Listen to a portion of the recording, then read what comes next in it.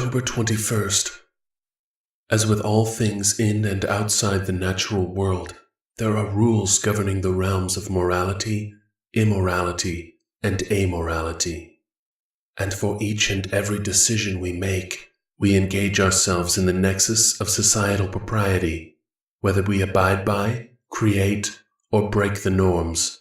Thus, our choices make us the people we are, or the people we are not. And for an unfortunate lot, the people we regret. From stone tablets and papyrus, the laws of our people are handed down through the ages. The laws instruct and guide, but sometimes I fear they constrain, for the laws exist inside a black and white tunnel that permits limited liberties, and these laws have passed through the scrutiny of many centuries plagued with hands of oppression. Do we even know the truth anymore? Many times our liberties are plundered by those who wear the elitist robes.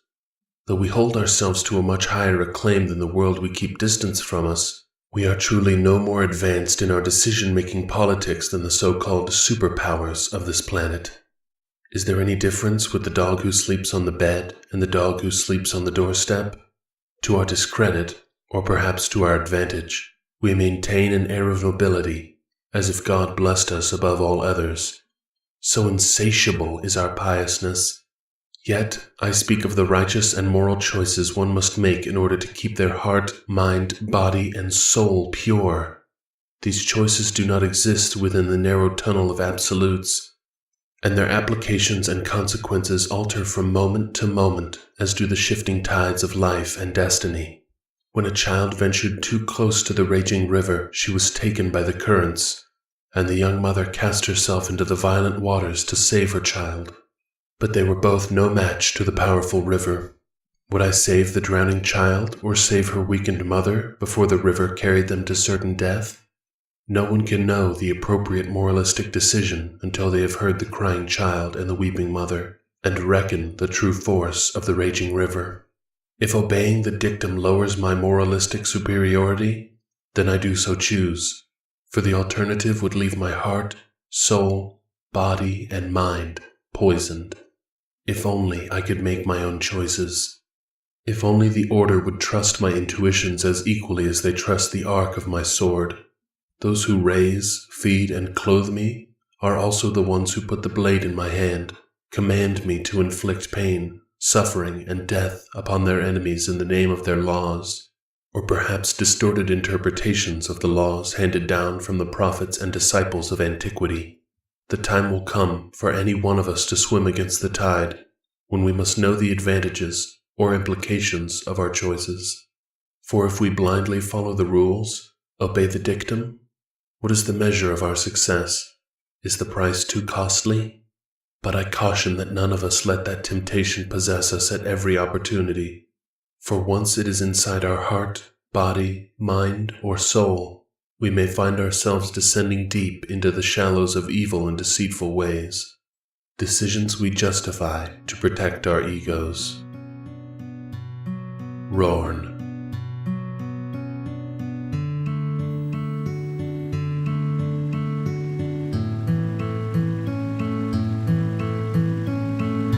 Atticus closed Rorn's journal and checked the time. 3:15 a.m.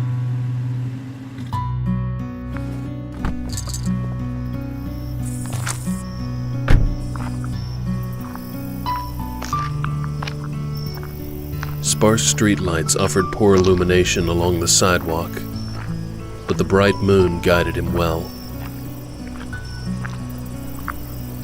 A seeker, a paladin informant and spy, had reported the murder back to the Order of Abel even before the police had arrived on the scene.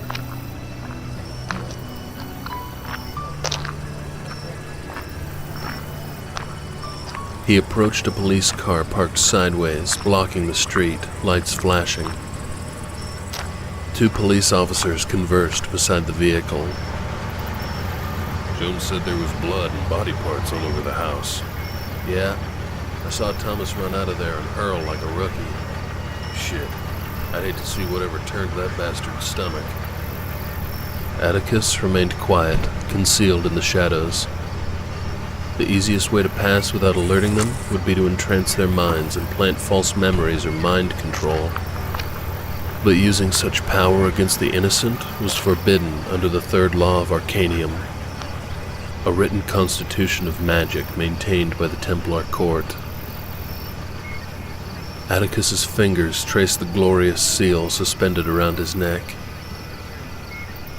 To most, it only resembled a stone trinket, but Atticus could see the tiny specks of Arcanium sparkling within the pearl and two outer rings. Raw arcane matter placed there by Elder Kai. Mage Master Roland had taught Atticus the morphic and illusionary powers of the moon, one of the elements under heaven's dominion. You draw down the moon's glow and wrap that light like a robe around your body. Only a person with the third eye sight could see through a lunar guise. None of these policemen had that uncanny gift. Atticus channeled the elemental particles within the stone. Soon, a pale blue mist draped his entire form. He wrapped and manipulated the fluff of mist into a second layer of clothing. Lunar essence chilled the skin, like frozen ice melting into every pore. Though perhaps the easiest magic to control, especially at night. Even lunar mana had inherent risk. Channeling too much of the energy could cause the worst case of frostbite imaginable. To his trained sight, or third eye, it might have looked as though he wore a tightly woven shroud of mist around his person. For the time being, he was not going to be Selector Atticus the Paladin, but Agent Adam. Orange tape cordoned off the dilapidated ranch house. Flashing lights flickered against the blue vinyl siding of the rundown residence. Atticus cut through the front yard, using the shadows to further hide his approach. He strode past a middle-aged woman dressed in a flannel nightgown. A menthol scent, like the balm Healer Merrick used on the warrior's aching muscles after a long day in the arena, billowed around the woman. Sounded like a pack of wild animals was in there, she said to a skinny police officer. I heard screaming. Terrible, terrible screaming. I'd have sent my husband to check on that poor family, but he's working overtime at the mill. Or so that's what he told me. Atticus ducked under the tape. Hey, you! Atticus turned. A skinny cop strolled toward him. Screaming locust. Was his illusion not strong enough? You're gonna have to leave. This is a restricted area. Atticus held his palm up as if presenting identification. The pendant sparkled. A gleam reflected in Atticus's palm. An illusionary badge. Oh, I'm sorry. I didn't know the FBI was called in.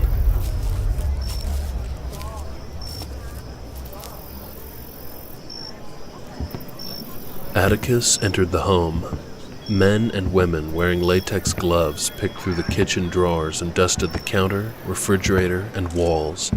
A woman moved around the room, snapping pictures in rapid succession.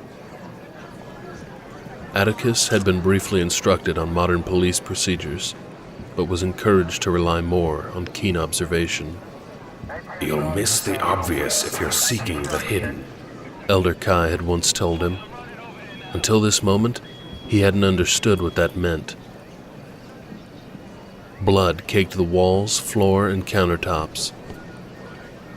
Some in the form of large pools, and others in long streaks.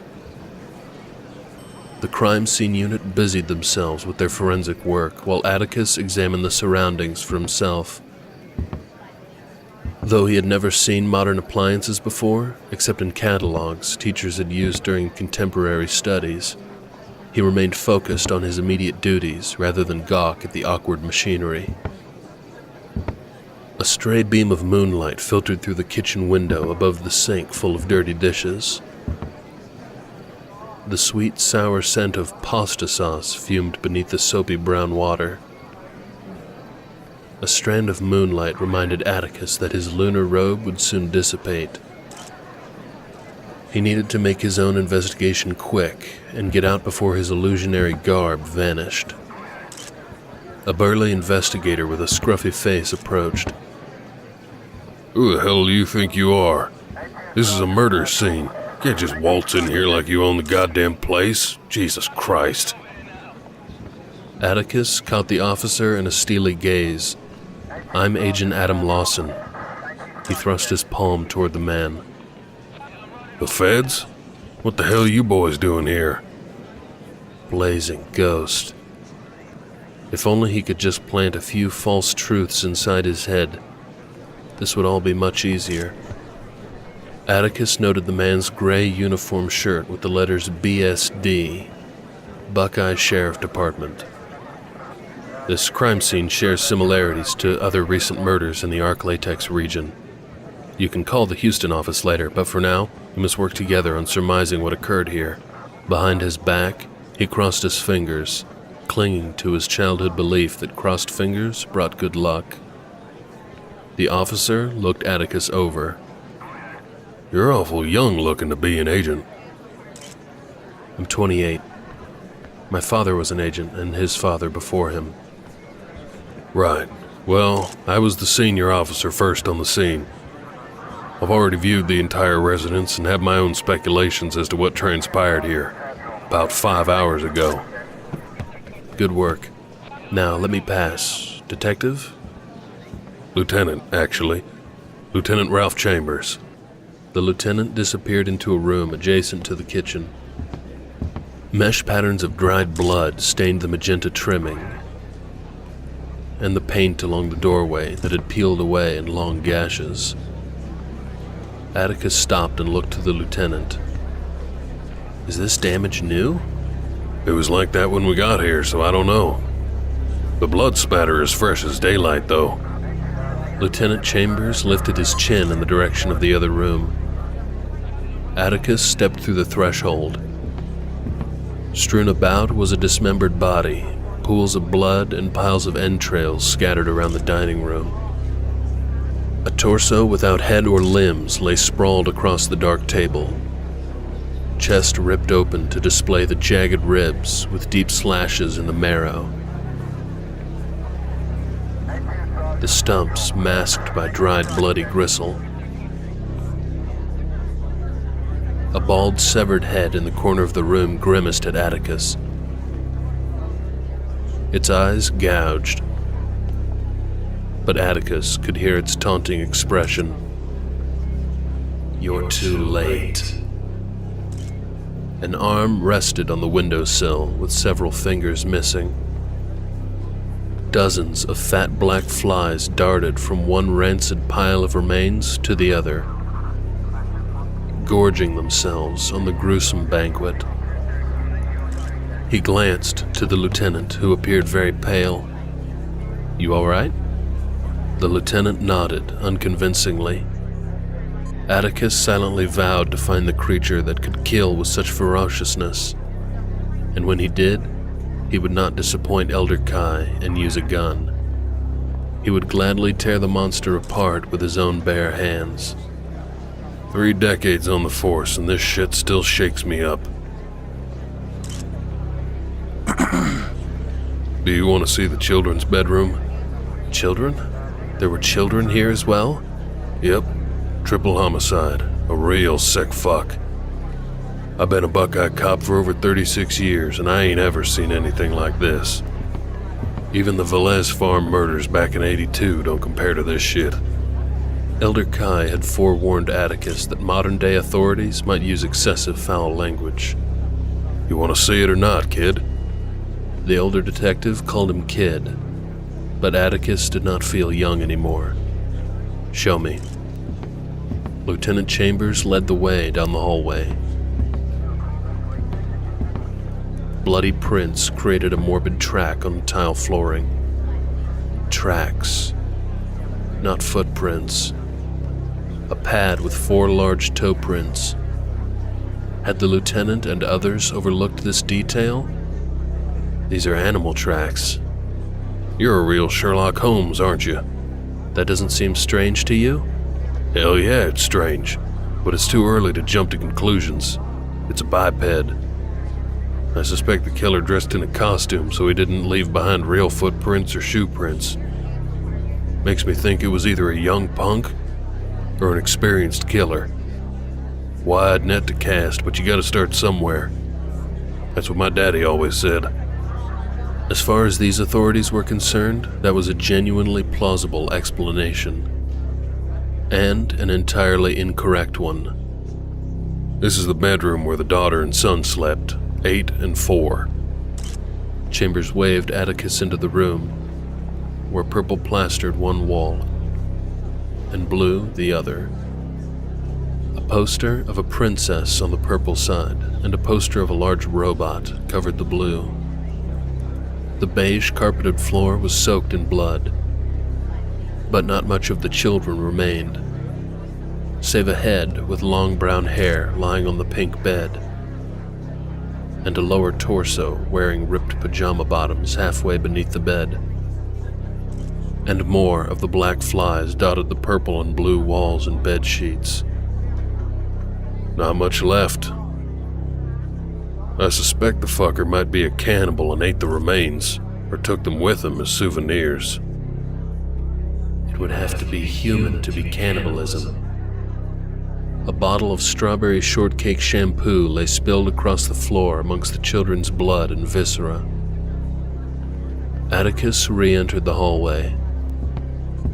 Was anyone else present in the home? As far as we can tell, no.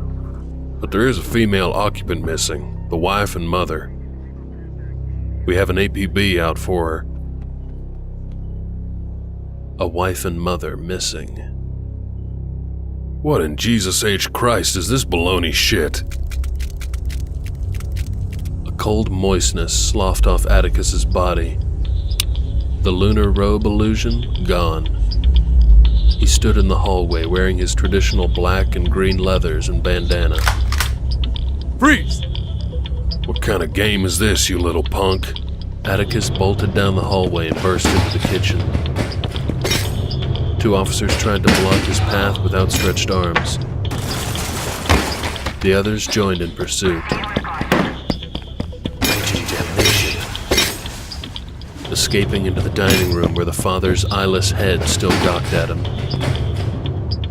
Atticus rushed to the large window in the back of the room. The severed arm remained lying against the sill. Swallowing a sour knot, holding his breath, he carefully removed the appendage. It was cold, stiff, and surprisingly heavy for a single arm. Don't move. Get down to the ground! Atticus grabbed the window, Hold your fire! shoved upward. It was locked. You're surrounded. Give it up and make this easy as possible. Bathed in the moonlight that entered the window, Atticus froze. His eyes switched from the 2 locking mechanisms on the window to the cold dead arm on the floor. Craning his neck, the glorious seal felt cool against his chest. He faced the detective and stepped forward. I'll comply. I am sorry I deceived you, but I have a divine mission to complete. What are you?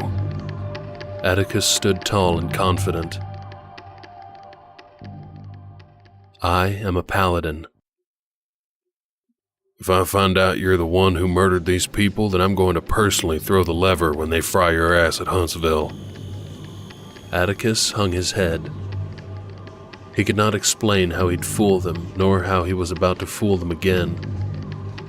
And though he couldn't stomach that they thought he might be the murderer, he had neither time nor method to convince them differently.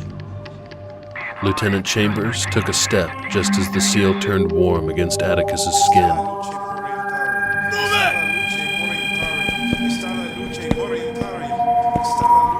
Shit, I'm blind. A wave of yellow light engulfed the room. I can't see. Ceasefire. Jesus H. Christ, I can't fucking see.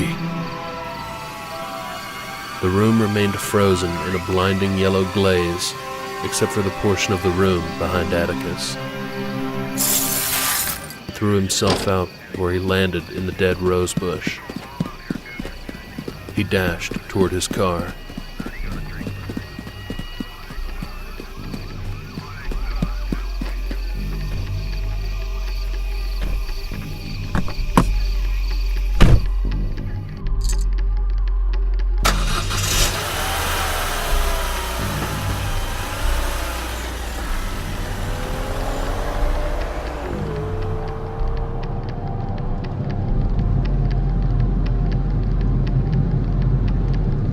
A burnt smell emanated. He glanced down. One of the 4 points of the glorious seal pendant had burnt. The point of the metal shriveled from silver to a midnight black. Directions to Stonehenge Western Bed and Breakfast. You are looking for Shoney's Breakfast Buffet.